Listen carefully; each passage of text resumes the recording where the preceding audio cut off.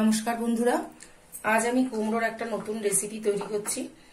কুমড়োটাকে এর জন্য আমি ছোট ছোট করে কেটে নিয়েছি। এটা একটু জল দিয়ে প্রথমে একটু সিদ্ধ মতো করে নেব।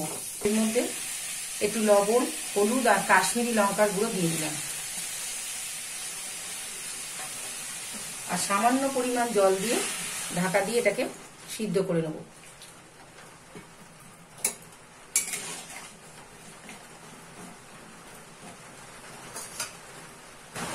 কুমড়োটা সিদ্ধ ততক্ষণে একটা পাত্র বসিয়ে দিয়েছি।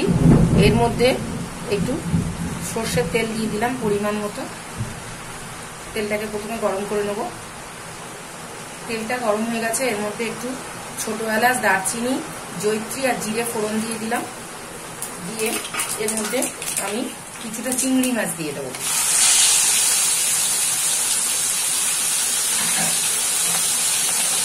আর কিছুটা পেঁয়াজ ডুমো ডুমো করে কেটে রেখেছি, পেঁয়াজটাও দিয়ে দেবো। আর কয়েকটা রসুন দিয়ে দেবো।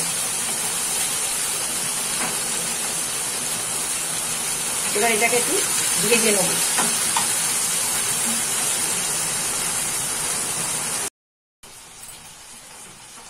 এগুলো ভাজা ভাজা হয়ে এসছে। এবার এই সিদ্ধ করে রাখা কুমড়োটা এর মধ্যে দিয়ে একটু টস করে নেব। আর এর মধ্যে যোগ করব দুটো কাঁচা লঙ্কা আর বেশ খানিকটা চিনি।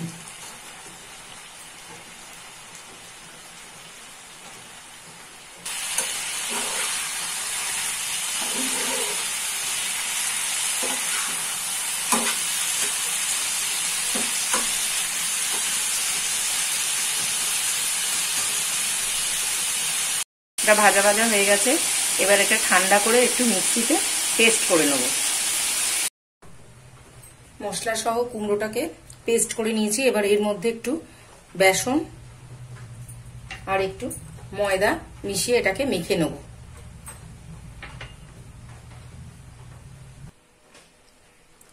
এবার এটা আমার পুরোপুরি মাখা হয়ে গেছে। এবার আমি কোপ্তার আকারে এটা ঘি দিয়ে ভেজে ফেলবো।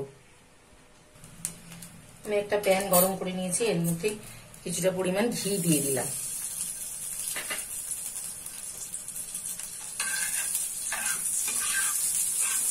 এগুলো ডিপ ফ্রাই করার দরকার নেই, এগুলো স্যালো ফ্রাই করলেই হয়ে যাবে।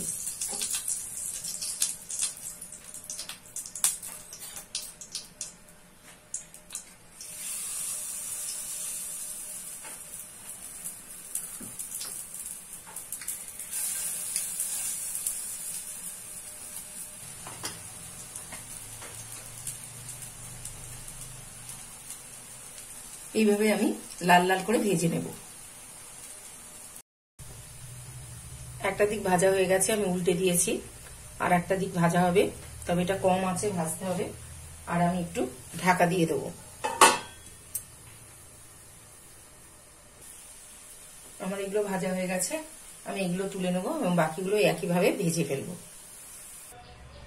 আমার সবগুলো কোপ্তা ভাজা হয়ে গেছে। এবার খাওয়ার জন্য প্রস্তুত। আজকে এই পর্যন্ত। নমস্কার। ভালো লাগলে পাশে থাকবার চেষ্টা করবেন।